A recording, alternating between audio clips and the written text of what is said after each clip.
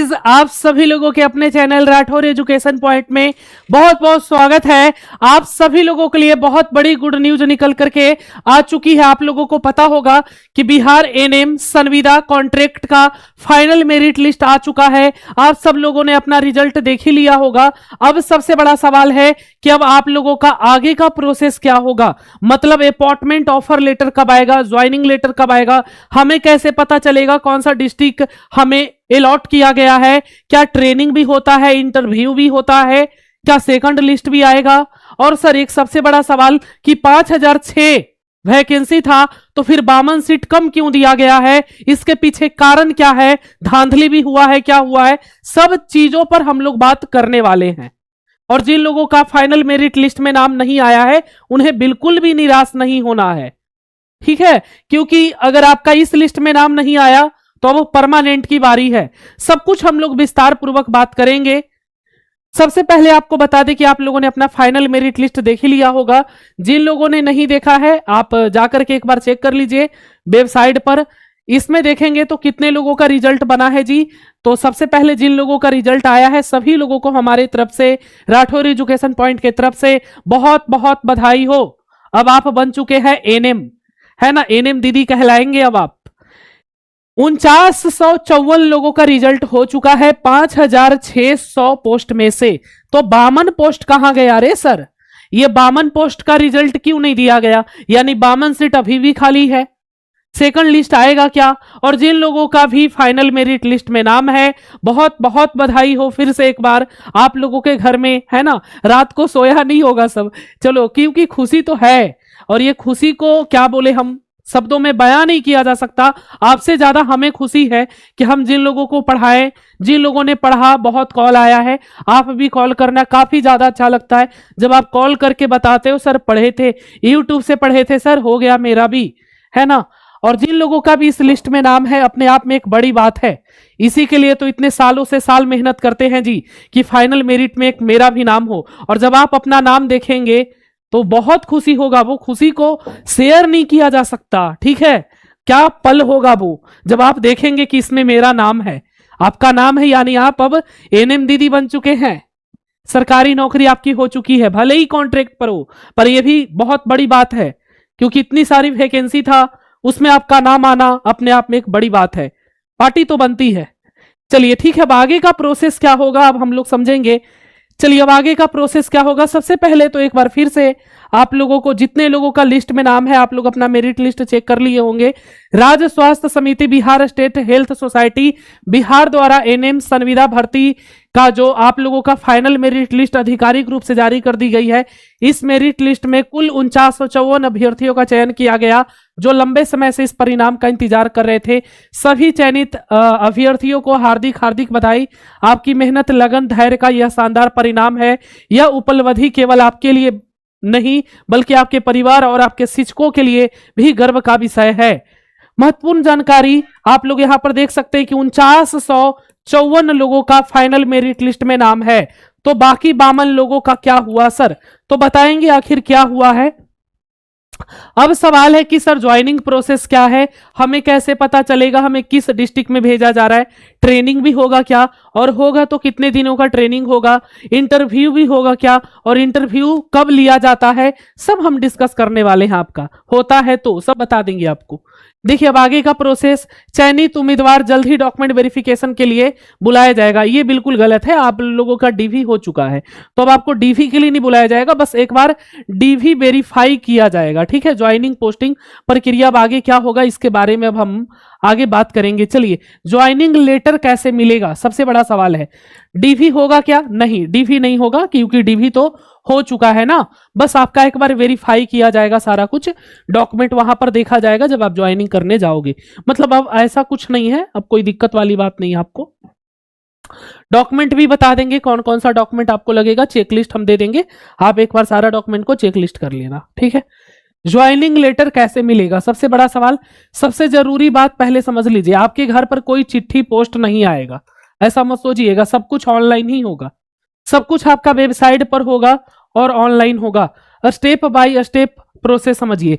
Website पर notice आएगा, राज्य स्वास्थ्य समिति बिहार अपनी वेबसाइट पर एक पीडीएफ नोटिस डालता है। उस पीडीएफ में लिखा होता है आपका नाम, आपका डिस्ट्रिक्ट, आपको कहां जाना है, सीएससी ऑफिस, पीएचसी, कब जाना है, डेट और टाइम। यही आपका ज्वाइनिंग इंस्ट्रक्शन है, यहां असली ज्वाइनिंग लेटर है, यही आपका असली ज्वाइनिंग लेटर होगा, ठीक है। यानी कि पीडीएफ आएगा और उसमें लिखा रहेगा। स्टेप 2 डिस्ट्रिक्ट अलॉटमेंट पता चलेगा। उसी पीडीएफ में या अलग लिस्ट में आपका लिखा रहेगा कि आपको कौन सा जिला मिला है। जैसे मान लो विक्रम कुमार मेरा नाम है, डिस्ट्रिक्ट गया, हमको गया मिला है। चलिए, इसका मतलब आपको गया में ज्वाइन करना है। कहां करना है सब उसमें लिखा रहता है। स्टेप 3 आपको क्या करना है, जैसे ही पीडीएफ आए अपना नाम खोजो पीडीएफ में, अपना डिस्ट्रिक्ट देखो, डेट पैलेस देखो, किस दिन जाना है, कौन स्थान पर जाना है, उसी जगह जाकर रिपोर्ट करना है आपको, ठीक है। वहीं पर आपका ज्वाइनिंग प्लेस कैसे समझे, report a civil surgeon office गया, यहां पर जैसे लिखा रहेगा रिपोर्ट, यानी आपको यहां पर जाकर के रिपोर्ट करना है। Report at district health committee, तो यहां पर जाकर आपको रिपोर्ट करना है, ठीक है। जिस तारीख को लिखा रहेगा पीडीएफ में सब आपका जानकारी दिया रहता है।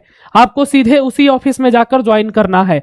क्या ईमेल एसएमएस आएगा, कभी कभी आता भी है ईमेल पर, और लेकिन 100% नहीं है कि आ ही जाए। अगर नहीं आता है तो फिर आपको वहां पे, ये जरूरी नहीं है, ऐसे मैसेज या ईमेल देता भी है, नहीं भी देता है, तो आप इसके भरोसे नहीं बैठोगे। सब अपडेट आपको मिलेगा हमारे चैनल के माध्यम से। बाकी हमारा हेल्पलाइन नंबर है, आप हमारे हेल्पलाइन नंबर पे कॉल करके जानकारी ले सकते हैं, ठीक है। सबसे बड़ी गलती जो स्टूडेंट करते हैं, ईमेल का इंतजार बिल्कुल मत करिए, वेबसाइट नहीं देखते, डेट मिस कर देते हैं, ऐसा बिल्कुल मत करिएगा। आपको क्या करना चाहिए, स्मार्ट तरीका, रोज सुबह शाम वेबसाइट चेक करिए, टेलीग्राम यूट्यूब पर अपडेट देखते रहिए, पीडीएफ आते ही तुरंत डाउनलोड करें। फाइनल समझ लो, ज्वाइनिंग लेटर वेबसाइट पर आने वाला पीडीएफ नोटिस होता है। यानी अब आपको बता दें कि जो आपकी ज्वाइनिंग लेटर आएगा वह भी पीडीएफ के माध्यम से आएगा, और उसमें सारा कुछ लिखा रहेगा कि आपको किस तारीख को, किस जगह, कौन से डिस्ट्रिक्ट में आपको रिपोर्ट करना है। यानी ज्वाइनिंग लेटर उसी में रहता है कि आपको किस दिन जाकर के वहां पर ज्वाइन करना है, रिपोर्ट करना है, ठीक है। ज्वाइनिंग लेटर कैसे मिलेगा तो देख लीजिए। सबसे पहले आपका नोटिस जो है वो वेबसाइट पर जारी होगा, बिहार हेल्थ सोसाइटी की वेबसाइट पर, ठीक है। फाइनल मेरिट लिस्ट के बाद आपको वेबसाइट पर देखते रहना है, हम बता देंगे, आप जुड़े रहिए, अपडेट आपको मिल जाएगा। आगे बढ़ने से पहले आपसे एक गुजारिश है, चैनल पे पहली बार आए हैं तो चैनल को सब्सक्राइब कर दीजिएगा, क्योंकि बिहार का एकमात्र ऐसा संस्थान जहां पर रिजल्ट की पूरी गारंटी दी जाती है। आपको बता दें, सबसे पहले आप अपना रिजल्ट हमारे साथ जरूर शेयर करें। सभी चयनित स्टूडेंट से अनुरोध है कि अपना डिटेल हमें व्हाट्सएप पर भेजें।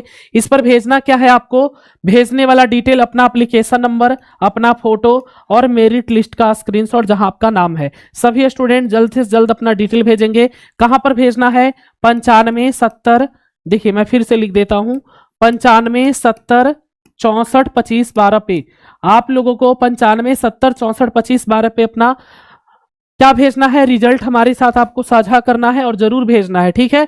अपना एप्लीकेशन नंबर, अपना फोटो, मेरिट लिस्ट का स्क्रीनशॉट 95 70 64 25 12 पे जरूर भेजिए। राठौर एजुकेशन पॉइंट आपकी सफलता हमारी लक्ष्य है। चलिए ठीक है, अब आगे बढ़ते हैं। कहां तक हम आपको बता चुके थे, चलिए इसके आगे समझेंगे। एनएम ज्वाइनिंग के बाद ट्रेनिंग होगा या नहीं, यह भी एक सबसे बड़ा सवाल होता है, ठीक है। अब कैसे ज्वाइन करना है, यह प्रोसेस तो हमने आपको बता दिया जी, कि आप लोगों का पीडीएफ नोटिस आएगा, उसमें सारा कुछ लिखा रहता है कि आपको किस डिस्ट्रिक्ट में अलॉट, मतलब कौन सा डिस्ट्रिक्ट आपको अलॉट हुआ है, किस दिन आपको रिपोर्टिंग करना है, वहीं पर जाकर के आपको अपना ड्यूटी जो है आगे का प्रोसेस वहां से आपका शुरू होता है, ठीक है। एनएम ज्वाइनिंग के बाद ट्रेनिंग होगी या नहीं, हाँ ट्रेनिंग होती है, लेकिन यह कोई लंबा कोर्स नहीं होता, बल्कि ओरिएंटेशन यानी बेसिक ट्रेनिंग होता है। ट्रेनिंग कितने दिन की होती है, तो 3 से 7 दिन की होती है, ठीक है, एक सप्ताह की। कुछ जगह पर 1 से 2 हफ्ता तक भी हो सकता है।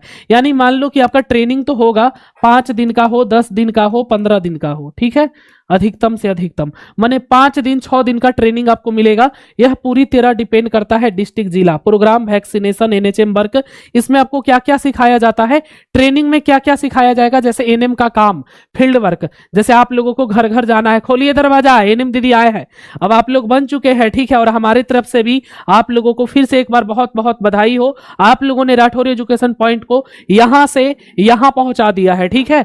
जलवा है हमारा, ठीक है। और ये सब आप लोगों के कारण ही हो पाया है। राठौर एजुकेशन पॉइंट को इतना सारा प्यार दिया है आप लोगों ने, और हमने भी जो वादा किया है आप लोगों ने, और हमने भी जो वादा किया है निभाया है, और आगे भी निभाएंगे, है ना। चलिए, एएनएम का काम घर घर जाकर सर्वे करना होता है, गर्भवती महिलाओं की देखभाल करनी होती है, बच्चों का टीकाकरण होता है, वैक्सीनेशन ट्रेनिंग, वैक्सीन कैसे देना है ये सब आपको ट्रेनिंग में सिखाया जाएगा।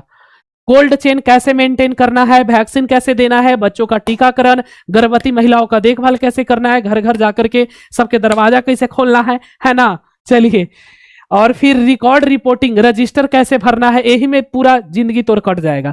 रिपोर्ट मेंटेन करो, रिकॉर्ड मेंटेन करो, कहोगे है ना। नहीं, अभी अभी अभी तुम लोग को नहीं बताएंगे ज्यादा, नहीं तो ज्वाइन करने के पहले ही करोगे, बाप रे इतना सारा काम सर।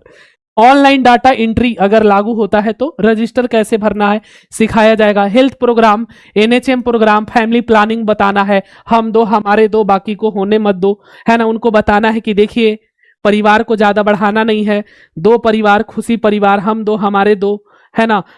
3 साल के गैप रखिएगा, जरूरत पड़ने पर क्या करना है वो सब तुम लोग को पता है ना। फैमिली प्लानिंग क्या है बहुत अच्छा से पता है। न्यूट्रिशन प्रोग्राम आपको बताया जाएगा, है ना। पोषक तत्व के बारे में, महिला अपना जब गर्भवती महिला हो तो अपना ख्याल कैसे रखेगी, बच्चों का ख्याल कैसे रखना है, हमें गर्भवती होने पर क्या खाना है क्या नहीं खाना है, किन चीजों से परहेज रखना है, कैसे एक गर्भवती महिला ध्यान रखेगी अपना, फिर डिलीवरी के बाद अपने बच्चों का ध्यान कैसे रखना है। एनएचएम प्रोग्राम जो चलता है उसके बारे में। ट्रेनिंग कहाँ होगी, आमतौर पर district hospital, training centre, PHC CHC पर आपकी ट्रेनिंग होगी। ट्रेनिंग के दौरान सैलरी मिलेगी, हाँ ट्रेनिंग पीरियड भी जॉब का हिस्सा होता है, इसलिए आपको सैलरी मिलेगी, ठीक है, बिल्कुल मिलेगी। चलिए, अब हम लोग बात कर ले डॉक्यूमेंट क्या क्या लगेगा, एक बार चेकलिस्ट कर लीजिएगा। एजुकेशनल डॉक्यूमेंट है, 10th का मार्कशीट, 10th का सर्टिफिकेट, 12th का मार्कशीट, 12th का सर्टिफिकेट, एएनएम का सर्टिफिकेट, एएनएम का रजिस्ट्रेशन सर्टिफिकेट, आधार कार्ड, वोटर आईडी या अदर कोई भी कार्ड चल जाएगा, कास्ट सर्टिफिकेट, ईडब्ल्यूएस सर्टिफिकेट एक बार मिला लीजिएगा। फिर है आपका फाइनल मेरिट लिस्ट प्रिंट, ठीक है। फिर है अपॉइंटमेंट लेटर मिला लीजिएगा, application form, passport size photo, character certificate, medical certificate, bank passbook copy, ठीक है। ये सारा आपको लगेगा, ठीक है। ये सब आपको लगने वाला है डॉक्यूमेंट, यहां पर देख लीजिए सारा डॉक्यूमेंट लिखा हुआ है। सभी डॉक्यूमेंट का ओरिजिनल प्लस 2-2 3-3 फोटो कॉपी रखे, एक फाइल में क्रम से सेट कर रखे, ठीक है। यानी ये सारा डॉक्यूमेंट आपको दिखाना पड़ेगा। अब एक सवाल सबसे बड़ा, 5006 वैकेंसी बनाम 4949 रिजल्ट, असली कारण क्या है। यानी कि 52 लोग कहां गए सर, 52 लोग कहां गए, हमारा फाइनल मेरिट लिस्ट में नाम नहीं आया।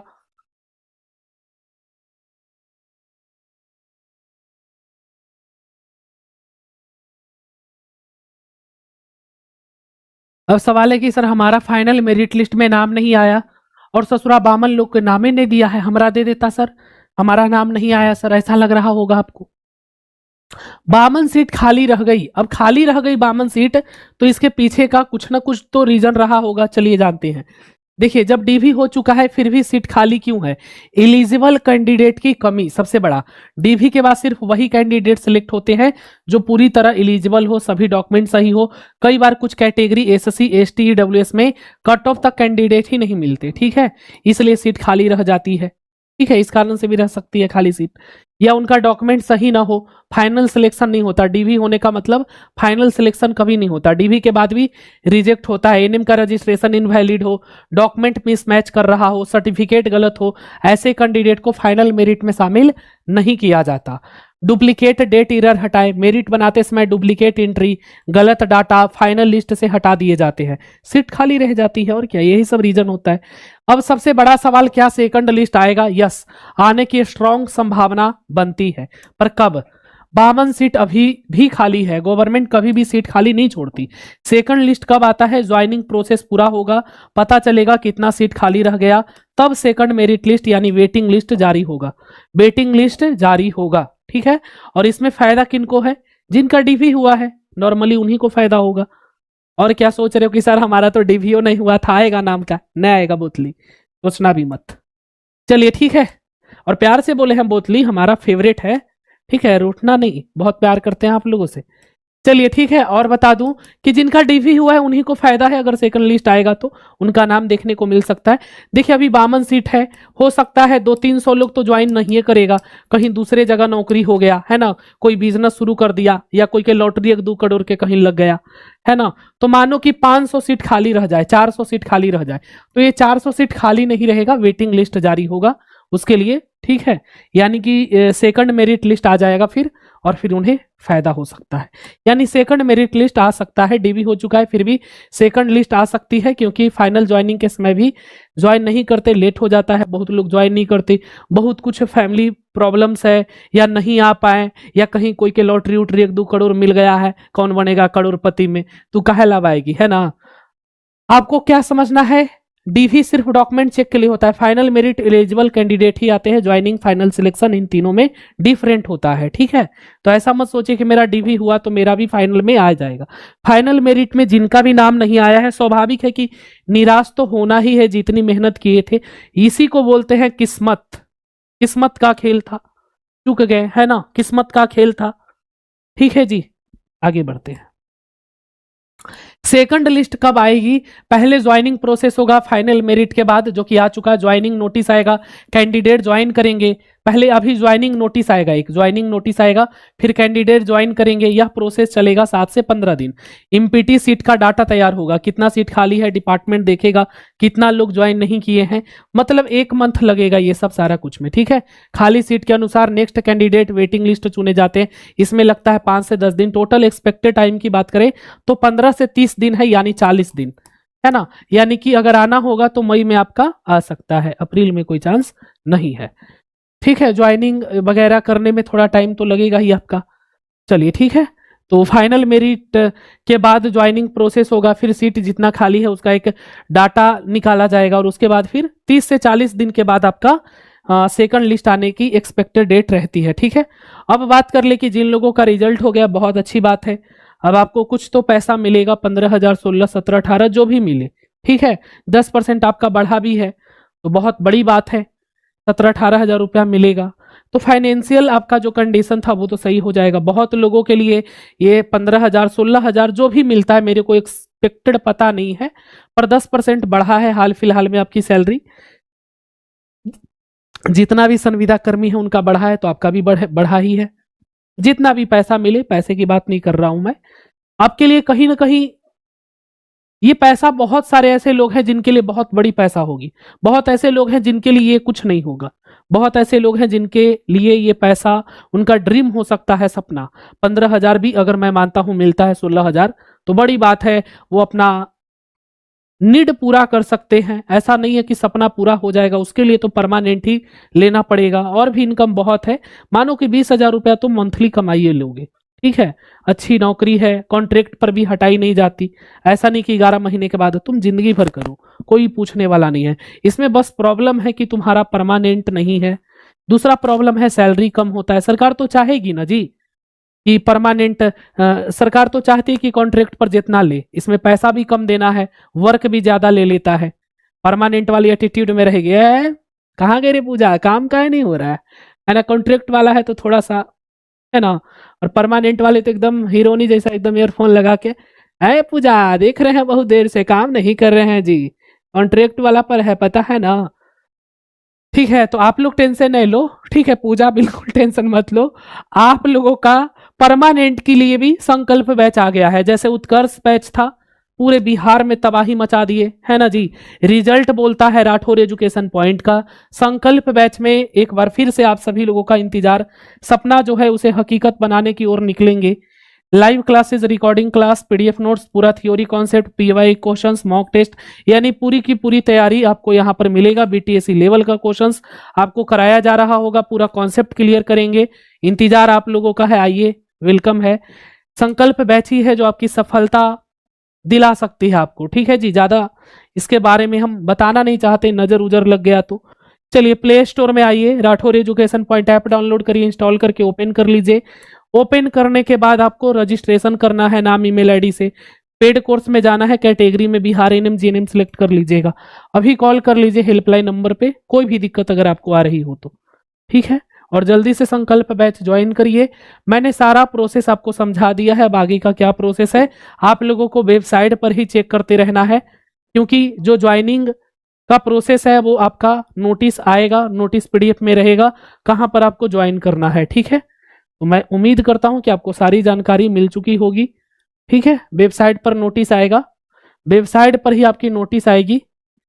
तो आज के लिए बस इतना ही, वेबसाइट चेक करते रहना है, वहीं पर आपका नोटिस आ जाएगा कि आपको कहाँ ज्वाइन करना है, कहाँ पे रिपोर्टिंग करना है। ठीक है, और ट्रेनिंग कुछ क्वेश्चंस भी पूछा जाता है। हाँ, मैं जाते जाते बता दूं कि ट्रेनिंग के समय कुछ क्वेश्चंस भी पूछा जाता है, मैंने बात किया है कुछ लोगों से, तो जैसा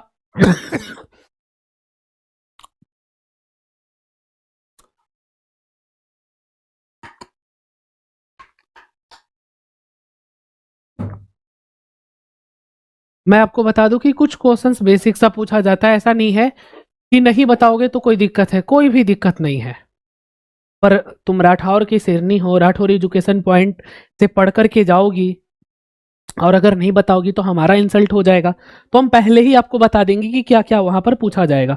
मैं इस पर एक वीडियो बना दूंगा, जब ज्वाइन करने जाओगे तो तुमसे कुछ कुछ पूछा जाता है, जैसे आपका नाम, आप कहाँ के रहने वाले हैं, आपने एनएम कहाँ से किया है, एनएम कब पास किए हैं, एनएम का मुख्य काम क्या है, वैक्सीनेशन क्या होता है।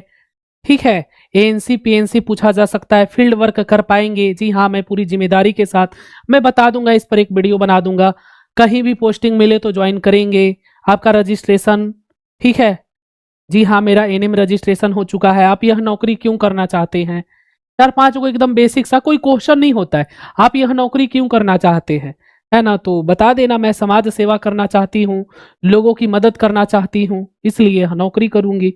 आप वैक्सीनेशन कैसे करेंगे, सही तरीके से वैक्सीन लगाकर रिकॉर्ड मेंटेन करूंगी, आपको बताना है रिकॉर्ड क्यों जरूरी है, ताकि सभी मरीजों का सही डेटा जानकारी सुरक्षित रहे, टीम में काम कर पाएंगे। जी हाँ, आपका स्ट्रेंथ क्या है, तो बोलिएगा मैं मेहनती हूँ सर, बोलिए तो एक आध फैट लगा देती हूँ आपको भी मैं मेहनती और जिम्मेदार हूँ। ठीक है, ऐसा मत करना, नहीं तो फिर पता चला कि तुम्हारे ज्वाइनिंग क्या चलिए, आप कब से ज्वाइन कर सकते हैं, बोलिएगा मैं आज से ज्वाइन करने के लिए तैयार हूँ। ठीक है, इंटरव्यू नहीं होता है, बेसिक सा दोस्त इतना नहीं पूछेगा, दो चार गो, एनएम कहाँ से किए, आप ये नौकरी क्यों करना चाहते हैं, बस आप फील्ड वर्क कर लेंगे, बस दो चार गो, इतना टाइम है जी, 2 से 4 क्वेश्चन पूछेगा बस, और एकदम बेसिक बेसिक हम पहले ही सब बता देंगे आपको। ठीक है, कैसे बताना है, जैसे मेरा नाम विक्रम कुमार है, मैं जहानाबाद जिला से हूँ, मेरा एनएम पटना संस्थान से पूरा हुआ है, मेरा उद्देश्य माता एवं शिशु स्वास्थ्य की सेवा करना है, मैं मेहनती जिम्मेदार हूँ, पूरी ईमानदारी से कार्य करूंगी। ठीक है, बाकी फिर बाद में कौन जिम्मेदारी से काम करता है, मलाई मिले तो, समझ गए ना, मैंने एक फॉर्मेलिटी है उसको पूरा तो करना ही है, मलाई तो सब खाता है सरकारी नौकरी में, है ना। चलिए, तो आगे का प्रोसेस आपका क्या है आप लोगों को मैंने बता दिया, ज्वाइनिंग लेटर कैसे होगा, अब आप लोगों का फिर डिस्ट्रिक्ट अलॉट होगा। ठीक है, ज्वाइनिंग पहले से सब कुछ उसमें आपका रहेगा। ठीक है, तो आपका नोटिस बहुत जल्द जारी होगा, आपको कौन सा जिला अलॉट हुआ है, रिपोर्टिंग कहाँ पे करना है, ठीक है, सारा कुछ उसमें रहेगा, ये नोटिस आपको वेबसाइट पर ही मिलेगा। Thank you so much.